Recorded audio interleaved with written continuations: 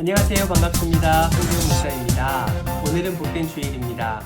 오늘 예배를 통해서 하나님께 최고의 영광 올려드리시고요. 최고의 은혜를 예비하신 그 은혜를 누리는 복된 하루 되시길 주님의 이름으로 축복합니다. 오늘 저와 함께 살펴볼 하나님의 말씀은요. 누가복음 14장과 15장 말씀입니다. 누가복음 14장은 천국 백성 된 자의 삶이 어떠해야 하며 또 예수 그리스도의 제자의 길은 무엇인지를 우리에게 설명해주고 있습니다. 사랑하는 성도 여러분, 천국 백성은 어떠한 삶을 살아가야 될까요? 첫 번째는 자기 자신을 낮추는 삶을 살아야 합니다.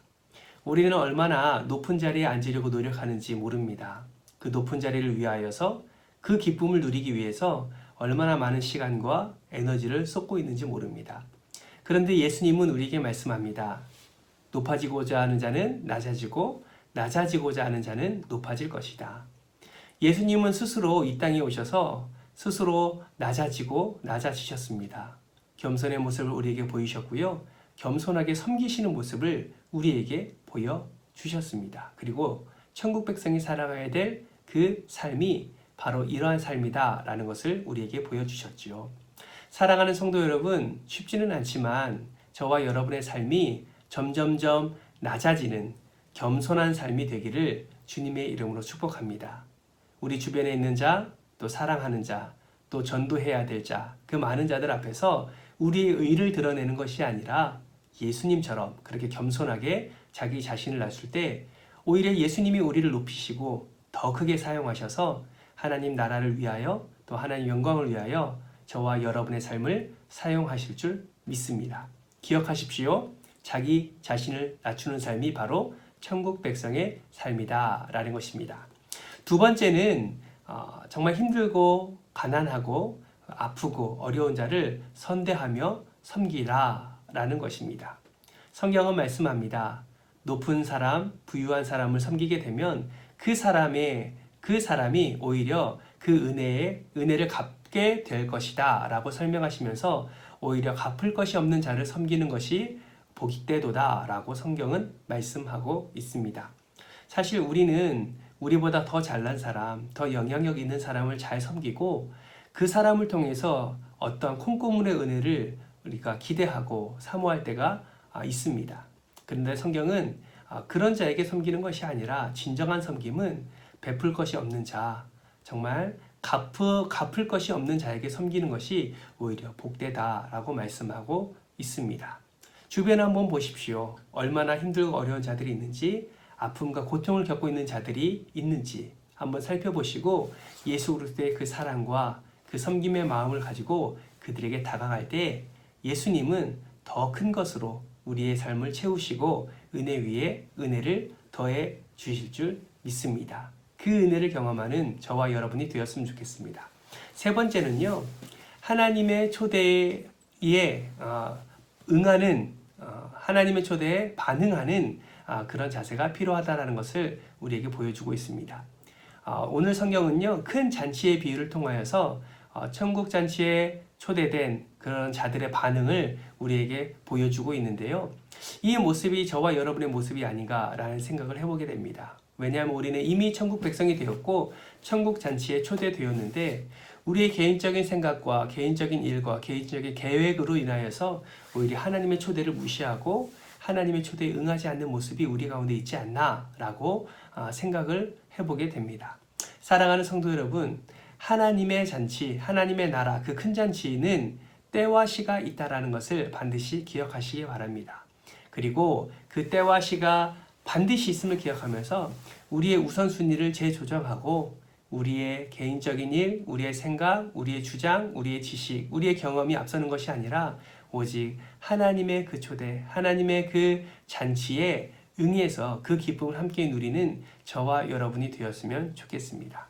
그리고 예수님은 이어서 제자로 나아가는 길이 어떤 길인지를 우리에게 설명하고 있는데요. 총 3가지로 정리할 수가 있습니다. 첫 번째는 부모나 형제나 자매나 심지어 자기 목숨까지도 미워하는 자가 되라.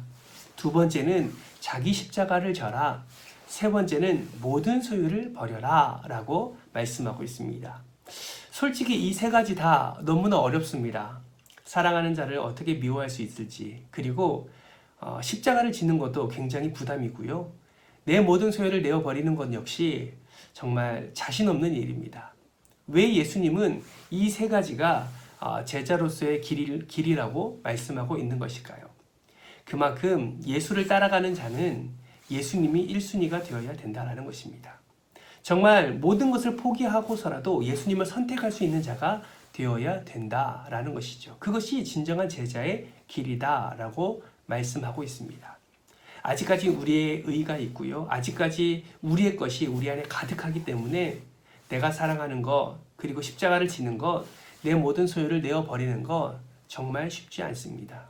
그러나 우리의 시선을 들어 예수 그리스도를 바라볼 때, 우리의 중심이 예수 그리스도를 향할 때, 우리의 삶의 중심이 예수 그리스도일 때 우리는 정말 예수님을 더 사랑할 수 있고요.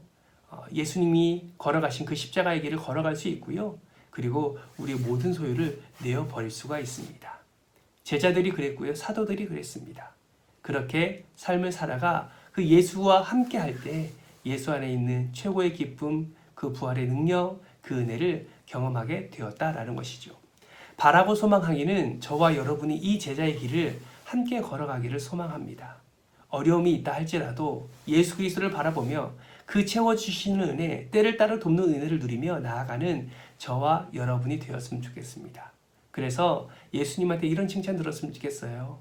착하고 충성된 종아, 내가 작은 일에 충성하였으니 내 즐거움에 함께 참여할지어다. 너는 내 진정한 제자오, 너는 내 진정한 사랑하는 자다 라는 그런 예수 그리스도의 그 칭찬을 저와 여러분이 반드시 들었으면 좋겠습니다. 그런 은혜를 누리는 저와 여러분 되기를 주님의 이름으로 축복합니다. 누가복음 15장은요, 잃은 양과 잃은 드라크마, 그리고 잃은 아들의 비유를 통하여서 하나님은 무엇을 가장 기뻐하시는지를 우리에게 설명해 주고 있습니다. 하나님이 가장 기뻐하시는 것이 무엇인가요? 바로 한 영혼이 회개하고 주님께로 돌아오는 것입니다. 제자인 우리가 이 하나님이 가장 기뻐하시는 이 일에 동참해야 한다라는 것이죠. 사랑하는 성도 여러분, 여러분 주변에 잃은 양 있지 않습니까? 여러분 구역 식구 중에 잃은 드라크마 있지 않으신가요?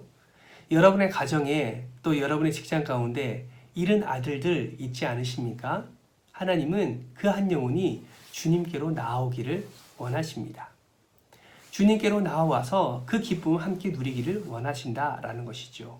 이를 위하여서 저와 여러분을 그들에게 보내신 줄 믿습니다. 그렇다면 우리는 어떤 마음, 어떠한 태도로 그들에게 다가가야 될까요?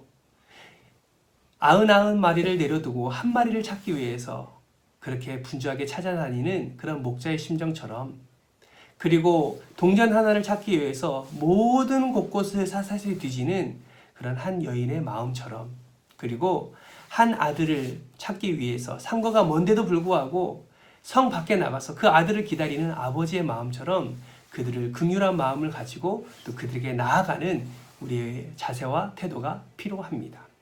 지금도 하나님의 곁을 떠나서 세상 가운데 울부짖고 있는 자들이 있습니다. 잃은 양이 있고요, 잃은 아들이 있습니다. 오늘 하루 이 말씀을 붙잡으면서 정말 지금 하나님의 곁을 떠나 있는 그들에게 한 번이라도, 한 걸음이라도 다가가는 저와 여러분의 삶이 있기를 주님의 이름으로 축복합니다. 그리고 저와 여러분의 그 권면과 그 섬김과 그 사랑을 나타내므로 잃은 양, 정말 하나님 앞에 회개하며 돌아오는 그런 하나님의 귀한 아들들이 많아지기를 소망합니다. 그러한 귀한 일에 여러분이 쓰임 받으시고 또 하나님이 예비하신 풍성한 복을 누리는 저와 여러분이 되었으면 좋겠습니다. 오늘도 하나님의 기쁨이 되고 하나님의 제자로서 하나님께 영광 돌리는 복된 하루 되시길 주님의 이름으로 축복합니다. 감사합니다.